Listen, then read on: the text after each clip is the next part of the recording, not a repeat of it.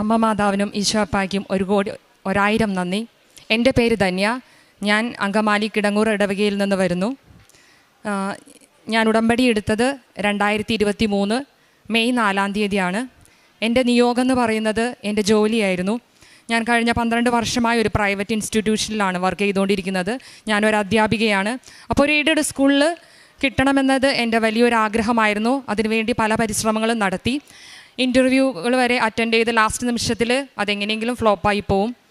അപ്പോൾ അങ്ങനെ ഇരിക്കുമ്പോൾ കൊറോണ സമയത്ത് ഒരു എറണാകുളത്തെ ഒരു മാനേജ്മെൻറ്റ് സ്കൂളിൻ്റെ ഇൻ്റർവ്യൂ വന്നു. ഞാനത് അറ്റൻഡ് ചെയ്തു. 3 വർഷത്തെ വാലിഡിറ്റിയാണ് ആ ഇൻ്റർവ്യൂവിനുള്ളത്. അങ്ങനെ പരീക്ഷയിൽ ഞാൻ പാസ്സായി. ഇൻ്റർവ്യൂവും കഴിഞ്ഞു. ലാസ്റ്റ് 3 വർഷം ഉള്ളത് കൊണ്ട് ആദ്യത്തെ വർഷം എന്നെ വിളിച്ചില്ല. ഞാൻ വെയിറ്റ് ചെയ്തു. 2ാമത്തെ വർഷം വിളിക്കുമെന്ന് പറഞ്ഞു. പക്ഷേ 2ാമത്തെ വർഷവും എന്നെ വിളിച്ചില്ല. അപ്പോഴും ഞാൻ ഉടമ്പടിയിലാണ്. 3ാമത്തെ വർഷം ഞാൻ വെയിറ്റ് ചെയ്തു. കാരണം ഈ ഒരു വർഷം കൂടി ഉള്ളൂ എനിക്ക്. അപ്പം ഞാൻ അവിടെ ചെന്ന് അതിൻ്റെ മാനേജറോട് അന്വേഷിച്ചു എനിക്ക് ഇനി ഈ വർഷം കയറാൻ പറ്റുമോ, കാരണം സമയം കഴിഞ്ഞു, ഇനി അടുത്ത വർഷം കയറണമെങ്കിൽ വീണ്ടും ഞാൻ എക്സാം എഴുതണം. അങ്ങനെ ഞാൻ ചെന്ന് ചോദിച്ചപ്പോൾ അച്ഛൻ പറഞ്ഞു, ഈ വർഷം ഇനി ടീച്ചർക്ക് ഇനി കയറാൻ പറ്റില്ല, അടുത്ത വർഷത്തെ എക്സാം എഴുതിക്കോളൂ, ഇതുപോലെ തന്നെ പ്രോസസ്സ് ഉണ്ടാവും എന്ന് പറഞ്ഞു. അതെനിക്ക് വല്ലാത്തൊരു ഷോക്കായിരുന്നു. അപ്പോഴാണ് ഞാൻ ഉടമ്പടിയെക്കുറിച്ച് മുന്നേ കേട്ടിട്ടുണ്ട്. എൻ്റെ അമ്മയൊക്കെ ഉടമ്പടിയിലായിരുന്നു, പ്രാർത്ഥനയുണ്ടായിരുന്നു. പക്ഷേ ഉടമ്പടി ഞാൻ എടുത്തിട്ടുണ്ടായിരുന്നില്ല. ഇവിടെ എനിക്ക് ഫുൾ സപ്പോർട്ടോടുകൂടി ഞാൻ ഇവിടെ വന്നു. പക്ഷേ ഫാദർ ഇൻ ലോയ്ക്കൊന്നും അത്ര വലിയ താല്പര്യം ഉണ്ടായില്ല. പകുതി മനസ്സോടെ ഇവിടെ വന്നെങ്കിലും ഞാൻ ഇവിടെ നിന്ന് ഉടമ്പടി എടുത്താണ് തിരിച്ചു പോയത്. ഉടമ്പടി എടുത്ത് ഞാൻ പ്രാർത്ഥനയിൽ ഓൾറെഡി ഉള്ള ആളായതുകൊണ്ട് തന്നെ ദൈവം എന്നെ വളരെ പെട്ടെന്ന് തന്നെ അനുഗ്രഹിച്ചു. ഒരു 25 ദിവസത്തിനുള്ളിൽ ഞാൻ പ്രൈവറ്റ് സ്കൂളിൽ വർക്ക് ചെയ്തുകൊണ്ടിരിക്കുകയാണ്. അപ്പോൾ 2 ദിവസം മുന്നേ ജൂണിൽ എനിക്ക് 2ാം തീയതി ക്ലാസ് തുടങ്ങും. അപ്പോൾ 2 ദിവസം മുന്നേ അതേ മാനേജർ എന്നെ വിളിച്ചിട്ട് പറഞ്ഞു, ടീച്ചറെ ഒരു പോസ്റ്റുണ്ട്, പക്ഷേ ഈ വർഷം ടീച്ചർ ഡെയിലി വേജസ് ആയിട്ട് കയറണം, അടുത്ത വർഷം പെർമനൻറ്റ് പോസ്റ്റാണ്. അപ്പോൾ ഞാൻ സന്തോഷിച്ചു. കാരണം ഈ വർഷം ഡെയിലി വേജസ് ആണെങ്കിലും അടുത്ത വർഷം ഞാൻ ഇനി എക്സാം എഴുതണ്ട, ഇൻ്റർവ്യൂ അറ്റൻഡ് ചെയ്യേണ്ട, അങ്ങനെ ഒരു വലിയ കടമ്പ എന്നിൽ നിന്ന് മാറിന്ന്. അപ്പോൾ എനിക്ക് ഭയങ്കര സന്തോഷമായി. ഞാൻ എല്ലാവരോടും പറഞ്ഞു എനിക്ക് ജോലി കിട്ടി. അപ്പോൾ ഓൾറെഡി ഞാൻ 2 ദിവസം കഴിഞ്ഞ് ഞാൻ പോയി ജോയിൻ ചെയ്തു, ഡെയിലി വേജസിന് കയറി. അപ്പോൾ എൻ്റെ ഫസ്റ്റ് നിയോഗം എന്ന് പറയുന്നത് ഈ ജോലി ആണ്. ഇപ്പോൾ ഡെയിലി വേജസ് ആണെങ്കിലും പിന്നെ അതുവഴി എനിക്ക് പെർമനൻറ്റ് കിട്ടുമെന്ന് ഉറപ്പായിരുന്നു. അങ്ങനെ കയറി. അപ്പോൾ ജോസഫ് അച്ഛൻ പല ധ്യാനത്തിലും പറഞ്ഞ് ഞാൻ കേട്ടിട്ടുണ്ട്, ചിലർക്ക് അനുഗ്രഹം ആദ്യം കിട്ടും, പിന്നെയാണ് പരീക്ഷണം. പക്ഷേ എന്നെ സംബന്ധിച്ചിടത്തോളം അത് തന്നെയായിരുന്നു. അനുഗ്രഹം ആദ്യം വന്നു, പിന്നെയാണ് എനിക്ക് ക്വസ്റ്റ്യൻ പേപ്പർ വന്നത്. വളരെ ടഫ് ക്വസ്റ്റ്യൻ പേപ്പർ ആയിരുന്നു. കാരണം 2 മാസം കഴിഞ്ഞപ്പോൾ എനിക്ക് ആ പോസ്റ്റിൽ കയറിയ ടീച്ചർ, ഏത് പോസ്റ്റിലാണോ ഞാൻ കയറിയത് ആ പോസ്റ്റിൽ ടീച്ചർ വന്നു. നിലയില്ലാ വെള്ളത്തിൽ നിൽക്കുന്ന പോലെ നടുക്കടലിലായി. കാരണം ഉണ്ടായിരുന്ന ജോലിയും പോയി. അവിടെ നിന്ന് എനിക്ക് എക്സ്പീരിയൻസ് ഉള്ളതാണ്, അതുകൊണ്ട് എനിക്ക് സാലറി ഉണ്ടായിരുന്നു. അപ്പോൾ ആ ജോലി പോയി. പിന്നെ കിട്ടുമെന്ന് പറഞ്ഞ ജോലിയുമില്ല. പിന്നെ പറഞ്ഞ മാനേജരും അവരൊന്നും പിന്നെ ഒന്നും മൈൻഡ് ചെയ്തില്ല. അപ്പോൾ എനിക്ക് വല്ലാത്ത വിഷമമായി. അതിലുപരി എന്നെ തളർത്തിയത് ഞാൻ മൂലം വിശ്വാസത്തിലേക്ക് വന്ന ഒരുപാട് എൻ്റെ ഒരു ഗ്രൂപ്പ് ഉണ്ടായിരുന്നു, ടീച്ചേഴ്സിൻ്റെ തന്നെ, അതല്ലെങ്കിൽ പ്രാർത്ഥനയുടെ ഒരു ഗ്രൂപ്പൊക്കെ ഉണ്ടായിരുന്നു. അവർക്കൊക്കെ ഭയങ്കര വിശ്വാസമായിരുന്നു എനിക്ക് ജോലി കിട്ടി. ഇപ്പോൾ അവരും ഈ ഉടമ്പടിയിലേക്കൊക്കെ വന്നവരുണ്ട്. അതെന്നെ വല്ലാതെ ടെൻഷൻ അടിപ്പിച്ചു. ഒരു വെള്ളിയാഴ്ചയാണ് ഞാനിത് അറിയുന്നത്. തിങ്കളാഴ്ച വരെ ടീച്ചർ വന്നാൽ മതി, ചൊവ്വാഴ്ച ടീച്ചർ ഇവിടുന്ന് പോകണം എന്നുള്ളത്. കാരണം ചൊവ്വാഴ്ച പുതിയൊരു ടീച്ചർ വന്ന് ഇവിടെ ജോയിൻ ചെയ്യുന്നുള്ളത്. അതെനിക്ക് വല്ലാത്തൊരു ന്യൂസായിരുന്നു. കാരണം എന്നെ സംബന്ധിച്ചോളം ജോലി പോകുന്നതോ സാലറി പോകുന്നതോ അതിലുപരി ഞാൻ മൂലം വിശ്വാസത്തിലേക്ക് വന്ന ഒരുപാട് പേർക്ക് വിശ്വാസമില്ലാതെ ആവുമെന്ന് എന്നെ വല്ലാതെ ടെൻഷൻ അടുപ്പിച്ചു. അപ്പോൾ ഞാൻ മാതാവിനോട് പറഞ്ഞു. മാതാവിനോട് എനിക്ക് ഇടയ്ക്കിടയ്ക്ക് ഇങ്ങനെ സംസാരിക്കാൻ സാധിക്കാറുണ്ട്. അതായത് ഞാൻ തനിയെ സംസാരിക്കും, മാതാവെല്ലാം കേൾക്കുന്നുണ്ടല്ലോ. അപ്പോൾ മാതാവിനോട് ഞാൻ പറഞ്ഞു, മാതാവേ, നീയാണ് എന്നെ കൈപിടിച്ച് ഉയർത്തിയത്, പാതി വേളിൽ വെച്ച് നീ എൻ്റെ കൈവിടില്ല എന്ന് എനിക്ക് ഉറച്ച വിശ്വാസമുണ്ട്. അപ്പോൾ നീ കയറ്റിയെങ്കിൽ ഞാൻ തിങ്കളാഴ്ച ഇവിടെ നിന്ന് ഇറങ്ങും, പക്ഷേ ചൊവ്വാഴ്ച നീ എന്നെ എവിടെയെങ്കിലും കയറ്റിയിരിക്കണം, വേറെ ഒന്നും എനിക്ക് അറിയണ്ട. ഞാൻ അത്രയും പറഞ്ഞുള്ളൂ. പക്ഷേ ശനിയാഴ്ച എനിക്ക് അതേ അച്ഛൻ തന്നെ എന്നെ വിളിച്ചിട്ട് പറഞ്ഞു, ടീച്ചറെ, എനിക്ക് എൻ്റെ വീടിൻ്റെ അവിടെ നിന്ന് 2 മിനിറ്റ് നടന്ന ഒരു സ്കൂളുണ്ട്, ആ സ്കൂളിൽ എനിക്കൊരു പോസ്റ്റ് തന്നു. പക്ഷേ ആ പോസ്റ്റും എനിക്ക് എൻ്റെ പോസ്റ്റല്ല, അത് LP സ്കൂളായിരുന്നു. എങ്കിൽ കൂടി അതെനിക്ക് വലിയ ആശ്വാസമായിരുന്നു. കാരണം പുറമേ കാണുന്നവർക്ക് ഞാൻ അപ്പോഴും ജോലിയിലാണ്. അപ്പോൾ കാണുന്നവരൊക്കെ പറയും, ടീച്ചർക്ക് ഭയങ്കര ഭാഗ്യമാണ്, നല്ല പ്രാർത്ഥനയുണ്ട്, അതുകൊണ്ടാണ് ഇങ്ങനെയൊക്കെ കിട്ടിയത്. അപ്പോൾ എനിക്കും ആശ്വാസമായിരുന്നു. ആ സമയത്ത് എൻ്റെ 1ാമത്തെ നിയോഗം അപ്പോൾ പ്രോസസ്സിങ്ങിൽ നടന്നുകൊണ്ടിരിക്കുകയാണ്. എൻ്റെ 2ാമത്തെ നിയോഗം എന്ന് പറയുന്നത് എൻ്റെ വീട് പണിയായിരുന്നു. വീട് ഓൾറെഡി ഉണ്ടെങ്കിലും കുറച്ചും കൂടി നല്ലൊരു വീട് വേണമെന്നൊരാഗ്രഹം ഉണ്ടായിരുന്നു. അത് ഞാൻ കാര്യമായിട്ട് പ്രാർത്ഥിക്കുന്നില്ലെങ്കിലും എൻ്റെ പ്രാർത്ഥനയിൽ ഞാൻ വെച്ചു, എനിക്ക് യോജിച്ചതാണെങ്കിൽ നീ എനിക്ക് തന്ന് എന്നെ അനുഗ്രഹിക്കാം. അപ്പം ഞാൻ ആ നിയോഗത്തിൽ വെച്ചത് ഞാൻ ജോലിക്ക് കിട്ടുന്നതിന് മുൻപ് തന്നെ ഈ നിയോഗം വെച്ചിരുന്നു. ഈ ജോലി കിട്ടിയില്ലെങ്കിൽ വീട് പണി തുടങ്ങാമല്ലോ എന്ന് കരുതി. പക്ഷേ അതിന് മുന്നേ തന്നെ സെപ്റ്റംബറിനാണ് ഞാൻ ജോലി തുടങ്ങിയത്. അപ്പം ഞാൻ നിയോഗം വെച്ചത് സെപ്റ്റംബറിൽ ജോലി തുടങ്ങി. അടുത്ത സെപ്റ്റംബറിൽ 1 വർഷത്തിനുള്ളിൽ പെരതാമസം നടത്താവുന്ന രീതിയിൽ അമ്മ എനിക്ക് സാധിച്ചു തരണേന്ന് പ്രാർത്ഥിച്ചു. അപ്പോൾ വീട് പണി അതിൻ്റെ ഇടയിൽ കൂടെ നടക്കുന്നുണ്ട്. അപ്പോൾ ഈ അടുത്ത സ്കൂളിൽ കിട്ടുമ്പോൾ എനിക്ക് എല്ലാ കാര്യങ്ങളും വളരെ സ്മൂത്തായിട്ട് നടക്കും. അപ്പോൾ അതെനിക്ക് വലിയ ആശ്വാസമായിരുന്നു. അപ്പോഴും എൻ്റെ പരീക്ഷാ പേപ്പർ പിന്നെയും ടഫായിരുന്നു. ഒരു 3 മാസമേ എനിക്ക് അവിടെ നിൽക്കാൻ പറ്റുള്ളൂ. അതിക്ക് മുന്നേ ഒരു കസേരയിൽ ഇരിക്കുന്നതിന് മുന്നേ എന്നെ അവിടെ നിന്ന് എടുത്ത് വേറെ സ്ഥലത്തേക്ക് തമ്പുരാൻ തട്ടി. അത് എൻ്റെ പോസ്റ്റ് തന്നെയായിരുന്നു. വേറെ ദൂരേക്കാണ് പോയത്, പക്ഷേ എൻ്റെ പോസ്റ്റ് തന്നെയായതുകൊണ്ട് എനിക്ക് ആശ്വാസമായിരുന്നു.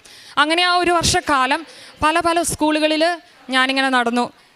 ഇങ്ങനെ തിരിഞ്ഞ് നടക്കുന്നത് പോലെ തമ്പുരാൻ എന്നെ നടത്തി. അവിടെയൊക്കെ നടക്കുമ്പോഴും എനിക്ക് പ്രാർത്ഥിക്കാൻ ഒരുപാട് കൂട്ടുകാരെ കിട്ടി.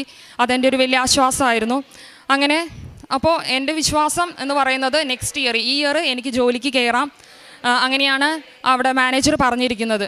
പക്ഷേ ഞാൻ ഏപ്രിൽ മാസമായപ്പോൾ ചെന്നു. അച്ഛൻ്റെ അവിടെ ചെന്ന് ചോദിച്ചപ്പോൾ ആ മാനേജർ പറഞ്ഞു, ടീച്ചറെ ലിസ്റ്റ് ഓൾറെഡി കഴിഞ്ഞു, ലിസ്റ്റിൽ നിന്ന് ഇനി എടുക്കാൻ പറ്റില്ല. ടീച്ചർ ഒരു കാര്യം ചെയ്യും, അടുത്ത എക്സാമും കൂടി എഴുത്, ആ ഇൻ്റർവ്യൂ ഇതുപോലെ തന്നെ പ്രോസസ്സുണ്ട്. അതെനിക്ക് അതിലും വലിയ ഷോക്കായി. കാരണം അതില്ലാതിരിക്കാനാണ് ഞാൻ എൻ്റെ ജോലി കളഞ്ഞ് ആദ്യമേ ഡെയിലി വേജസ് എന്ന് പേരും പറഞ്ഞ് ഞാൻ കയറിയത്. അപ്പോൾ വീണ്ടും ഞാൻ പരീക്ഷ എഴുതണം, ഇൻ്റർവ്യൂ അറ്റൻഡ് ചെയ്യണം, ഇത് തന്നെ കണ്ടിന്യൂ ചെയ്യണം. അവസാനം വീട്ടുകാർക്ക് പ്രതീക്ഷയില്ലാതായി. അവർ പറഞ്ഞു, നീ ഇതിവിടെ ഉപേക്ഷിച്ചോ, പ്രൈവറ്റിൽ എവിടെയെങ്കിലും നോക്കാൻ പറഞ്ഞു. പക്ഷേ ഞാൻ വിട്ടില്ല. ഞാൻ ഉടമ്പടിയിലായതുകൊണ്ട് എനിക്ക് നല്ല വിശ്വാസം ഉണ്ടായിരുന്നു. ഞാനിത് കിട്ടിയിട്ടേ പോകൂ. ഞാനത് വീണ്ടും പരീക്ഷ എഴുതി. ഒരിക്കലും ഇത്രയും ഗ്യാപ്പുള്ളത് കൊണ്ട് ഒരിക്കലും കിട്ടുമെന്ന് പ്രതീക്ഷ ഉണ്ടായില്ല. പക്ഷേ ഞാൻ ജോലിയിലായിരുന്ന സമയത്തായിരുന്നു പരീക്ഷ. ഞാൻ വളരെ ചെറിയൊരു ഗ്യാപ്പിലാണ് ഞാനിത് അറിയുന്നത്, എനിക്ക് വീണ്ടും എഴുതണം എന്നുള്ള കാര്യം. എനിക്ക് പഠിക്കാനൊന്നും ആരും ഉണ്ടായില്ല. പക്ഷേ എൻ്റെ കൂടെ മാതാവ് ഉണ്ടായിരുന്നത് കൊണ്ട്, ഞാൻ ഉടമ്പടി വസ്തുക്കൾ ഉപയോഗിച്ചതുകൊണ്ട് പരീക്ഷ എനിക്ക് എളുപ്പമായിരുന്നു. പരീക്ഷയും പാസ്സായി. വീണ്ടും ഞാൻ പരീക്ഷ പാസ്സായി. വീണ്ടും ഇൻ്റർവ്യൂ പാസ്സായി. 800 പേര് എഴുതുന്ന പരീക്ഷയാണ്. അതിൽ നിന്ന് അത്രയും എളുപ്പത്തിൽ കയറാൻ വളരെ ബുദ്ധിമുട്ടാണ്. പക്ഷേ മാതാവ് ഉള്ളത് കൊണ്ട് എനിക്കൊരു ബുദ്ധിമുട്ടും തോന്നിയില്ല. എനിക്ക് നല്ല വിശ്വാസമായിരുന്നു എവിടെയെങ്കിലും കിട്ടുമെന്നുള്ളത്. അങ്ങനെ പ്രോസസ്സിങ്ങിൽ ഇരിക്കുന്ന സമയത്ത് എൻ്റെ പേപ്പർ അവിടെ പ്രോസസ്സിങ്ങിലാണ്. അപ്പോൾ എൻ്റെ വീട് പണി നടന്നുകൊണ്ടിരിക്കുന്നു. പൈസ കാര്യങ്ങളൊക്കെ കുറിയും അങ്ങനെയുള്ള കാര്യങ്ങളൊക്കെയാണ്. പക്ഷെ അത് കറക്റ്റ് സമയത്ത് മാതാവ് അടുപ്പിച്ച് തന്നു, ഒരു കുറവും ഇല്ലാതെ. അതൊരു വലിയ അനുഗ്രഹമാണ്. ഞാൻ പറഞ്ഞത് 1 വർഷത്തിനുള്ളിൽ എൻ്റെ വീട് പണി കഴിഞ്ഞ് എനിക്ക് മാറി കയറണമെന്നാണ്. പക്ഷേ മാതാവ് 8 മാസം കൊണ്ട് വളരെ വലിയ പേര തന്നെ എല്ലാ ഇൻറ്റീരിയർ വർക്കോട് കൂടി ഫുൾ കംപ്ലീറ്റഡായി എനിക്ക് കയറാൻ പറ്റി. എനിക്ക് മാത്രമല്ല, എൻ്റെ കുടുംബത്തിന് മാത്രമല്ല, നാട്ടുകാർക്കും ഇതൊരു വലിയൊരു അത്ഭുതമായിരുന്നു. കാരണം 8 മാസത്തിനുള്ളിൽ ഇത്രയും വലിയൊരു വീട് പണിത് കയറാമെന്ന് പറഞ്ഞാൽ അതെങ്ങനെ നടന്നു എന്ന് ഞങ്ങൾക്കും അറിയില്ല. പണിത കോൺട്രാക്ടറും അയാൾ പറഞ്ഞത് ആദ്യമായിട്ടാണ് ഇങ്ങനെയൊരു വീട് ഞാൻ പണിതതിൽ 8 മാസത്തിനുള്ളിൽ ഇതുപോലൊരു വീട് പണിത് കയറുന്നത്. അപ്പോൾ അതൊരു വലിയ അനുഗ്രഹമാണ്. ആ സാക്ഷി ഞാൻ ഇതിൻ്റെ ഇടയിൽ എൻ്റെ 2ാമത്തെ സാക്ഷിയായിരുന്നു. അത് മെയ് 30-നായിരുന്നു ഹൗസ് വാമിങ്. അപ്പോൾ ഈ ഹൗസ് വാമിങ് നൈറ്റിലാണ് നടത്തിയത്. അപ്പോൾ ഞാൻ ആളുകളെ കുറച്ച് പേരെങ്കിലും ക്ഷണിച്ചിട്ടുണ്ടായിരുന്നു. അപ്പോഴും എൻ്റെ ജോലിയുടെ റിസൾട്ട് അപ്പോഴും വന്നിട്ടില്ല. എല്ലാവരും കരുതിയിരിക്കുന്നത് ഞാൻ ഓൾറെഡി ജോലിയിലാണെന്നാണ്. പക്ഷേ എനിക്കറിയാം ഞാനിപ്പോഴും ജോലിയിലല്ല. കാരണം എൻ്റെ ജോലി പോയ കാര്യം എനിക്ക് മാത്രമേ അറിയുള്ളൂ, എൻ്റെ വീട്ടുകാർക്കും പുറമെ ആരും അറിഞ്ഞിട്ടില്ല. അപ്പോൾ ഇത് കിട്ടുമെന്നുള്ള പ്രതീക്ഷയിലാണ് ഞാൻ. അപ്പം ഞാൻ മാതാവിനോട് ചോദിച്ചു, മാതാവേ, ഈ വരുന്നവരൊക്കെ വിരതാമസത്തിന് വരുന്നവരൊക്കെ ചോദിക്കും, ടീച്ചർ എവിടെയാണ് ഇപ്പോൾ ജോലി ചെയ്യണേന്ന് ചോദിച്ചാൽ എനിക്ക് ഉത്തരവില്ല. അപ്പോഴും എൻ്റെ ഉടമ്പടി ചോദ്യചിഹ്നത്തിലാണ്. ഞാൻ വിശ്വാസം കൊടുത്തവരൊക്കെ ഈ പാർട്ടിയിൽ വരുമെന്ന് എനിക്കറിയാം, അപ്പോഴും ചോദ്യചിഹ്നത്തിലാണ്. അപ്പോഴും എനിക്ക് വല്ലാത്ത വേദനയാണ്. പക്ഷേ മാതാവ് നിൻ്റെ മാതാവിൻ്റെ വിശ്വാസം നഷ്ടപ്പെടാൻ മാതാവ് ഒരിക്കലും അനുവദിക്കില്ല എന്നെനിക്കറിയാം. അങ്ങനെ 30-ാം തീയതി വന്ന ഒരാളും എന്നോട് ചോദിച്ചില്ല. കാരണം ജൂണിൽ എനിക്ക് ജോയിൻ ചെയ്യാനുള്ളതാണ്. ഒരാളും എന്നോട് ചോദിച്ചില്ല, ടീച്ചർ എവിടെ ഇപ്പോൾ വർക്ക് ചെയ്യണമെന്ന് ആരും എന്നോട് ചോദിച്ചില്ല. പക്ഷേ എന്നെ ഏറ്റവും അത്ഭുതപ്പെടുത്തിയ കാര്യം, അന്ന് രാത്രി പാർട്ടി നടക്കുന്ന 10 മണിക്ക് അതേ മാനേജർ എന്നെ വിളിച്ചിട്ട് പറഞ്ഞു, ടീച്ചറെ പോസ്റ്റ് ആയിട്ടുണ്ട്, അടുത്ത ദിവസം വന്ന് ഡോക്യുമെൻ്റായിട്ട് വന്ന് ജോബിൽ കയറിക്കോളാൻ പറഞ്ഞു. അങ്ങനെ ജൂൺ 3-ാം തീയതി ഞാൻ പെർമനൻറ്റ് ജോലിയിൽ കയറി. എൻ്റെ വീട് വളരെ മനോഹരമായി പൂർത്തീകരിച്ചു. അതുകൂടാതെ വീട് പണി നടക്കുന്ന സമയത്ത് ചെറിയൊരു സ്ഥലം വിൽപ്പനയ്ക്കുണ്ടായിരുന്നു. ഉടമ്പടി വസ്തുക്കൾ ഉപയോഗിച്ചതിൻ്റെ ഫലമായി സാധാരണയിൽ നിന്ന് ഡബിൾ വിലയ്ക്ക് വിറ്റുപോകുകയും, ഒരിക്കലും പ്രതീക്ഷിക്കാത്തൊരു വിലയ്ക്ക് അത് വിറ്റുപോകുകയും ചെയ്തു. അതൊന്നും നിയോഗത്തിലുള്ളതല്ലായിരുന്നു. എങ്കിൽ കൂടി മാതാവ് അത് നടത്തി തന്നു. ഒരുപാട് പേരുടെ പ്രാർത്ഥനകൾക്ക് ഉത്തരം നൽകാൻ ഞങ്ങളുടെ പ്രാർത്ഥനാ ഗ്രൂപ്പിലുള്ളവർക്ക് കഴിഞ്ഞു. ഹസ്ബൻഡിൻ്റെ കൈമ ഒരു മൊഴിയുണ്ടായിരുന്നു, എൻ്റെ വിശ്വാസം വിശ്വസിച്ചാൽ മതി നിനക്കെല്ലാം ലഭിക്കുമെന്നാണ് പറഞ്ഞേക്കുന്നത്. അപ്പോൾ ആ വിശ്വാസത്തിൽ ഒരു 2 മാസത്തിനുള്ളിൽ അത് തീർത്തും ഇല്ലാതായി. പിന്നെ ഞാൻ പ്രാർത്ഥിച്ച കുറച്ച് പേരുകളുടെ പേരുകൾ ഞാൻ പ്രാർത്ഥിച്ചപ്പോൾ പറഞ്ഞിരുന്നു, സാക്ഷ്യത്തിൽ പറഞ്ഞേക്കാമെന്ന്. വിവാഹപ്രായത്തിയ 2 പേരുടെ, പ്രായം കഴിഞ്ഞു പോയ 2 പേരുടെ വിവാഹം നടക്കാൻ സാധിച്ചു.